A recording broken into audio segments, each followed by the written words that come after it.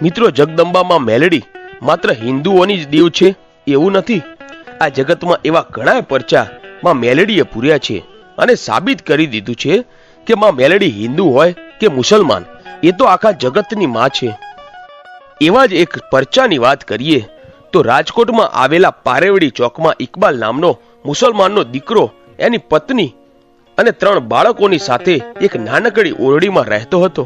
સંતાનોમાં તેને 2 દીકરીઓ અને સૌથી નાનો એક 5 વર્ષનો દીકરો હતો. એને માથે 70 લાખનું દેવું થઈ જાય છે અને લેણદારો મારું મારું કરી રહ્યા હોય છે અને દિવસે દિવસે ઘરમાં ગરીબી વધતી જાય છે. એટલે તેઓ પારેવડી ચોક છોડી ભગવતીપુરામાં રહેવા જતા રહ્યા.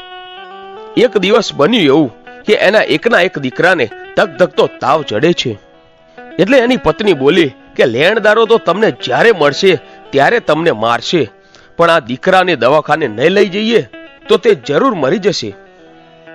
આમ કહી માથે મીઠાના પાણીના પોતા મૂકીને દીકરાને સાયકલ પર લઈને લેણિયતથી છુપાઈને સરકારી દવાખાને જઈ રહ્યો હોય છે.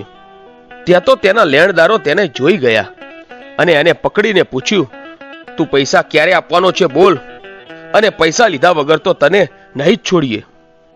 આટલો સાંભળીને ઇકબાલ અને એની પત્ની લેણદારોના પગમાં પડી અરજ કરતા કહે છે, અમે તમારા પૈસા જરૂર આપી દઈશું, પણ આજે અમારો દીકરો સખત બીમાર છે અને ધગધગતો તાવ ચડ્યો છે.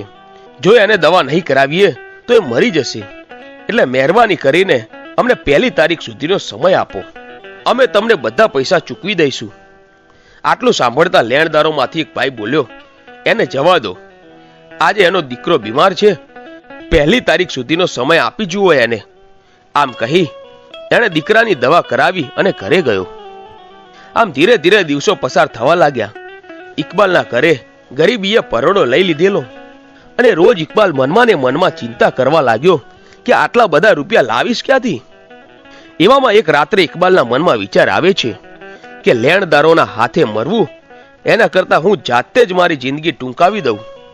આ મરી જવાનો વિચાર કરે છે અને ઉઠીને એની પત્ની અને બાળકોને જોઈને રડી પડ્યો અને રડતી આંખે ઝૂંપડીની બહાર નીકળી ચાલતો થઈ ગયો. ચાલતા ચાલતા પારેવડી ચોક પહોંચે છે. ત્યાં પારેવડી ચોકની વચ્ચે માં મેલડીની નાનકડી ડેરી હતી. અંદર મેલડી માનો ફોટો રાખેલો હતો. ઇકબાલ આ ડેરી પાસે આવીને માં મેલડી સામે જોઈને રડતા રડતા બોલ્યો, હે માડી, તું હિન્દુઓની માતા છે.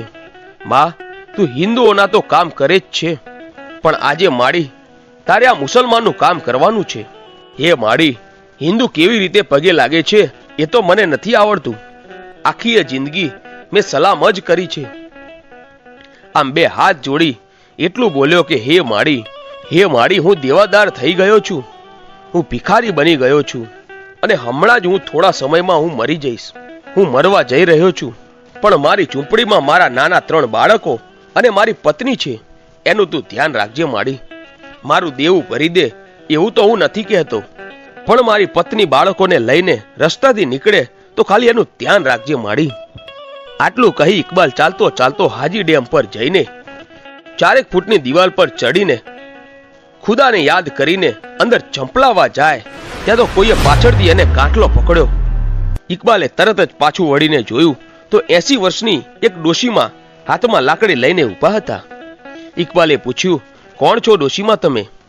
ડોશીમાં બોલ્યા કે ઇકબાલ, તે પારેવડી ચોકમાં માં મેલડીની ડેરી પાસે આવીને કીધેલું કે મારા બાળકનું ધ્યાન રાખજે. હું એ જ પારેવડી ચોકની મેલડી છું. દીકરા ઇકબાલ, હિન્દુ હોય કે મુસલમાન હોય, પણ મર્યા પહેલા જો એના પરિવારને મારા ખોળામાં નાખે તો એને કમોતે મરવા દઉં તો હું મેલડી ના કહેવાઉં.